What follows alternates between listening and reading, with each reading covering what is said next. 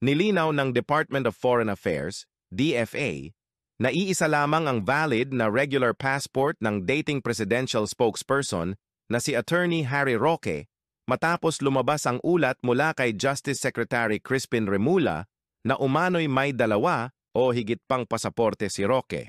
Ayon sa DFA, ang passport na naibigay kay Roque noong Oktubre 2019 ay kanselado na matapos siyang muling bigyan ng panibagong pasaporte noong Hulyo 2024.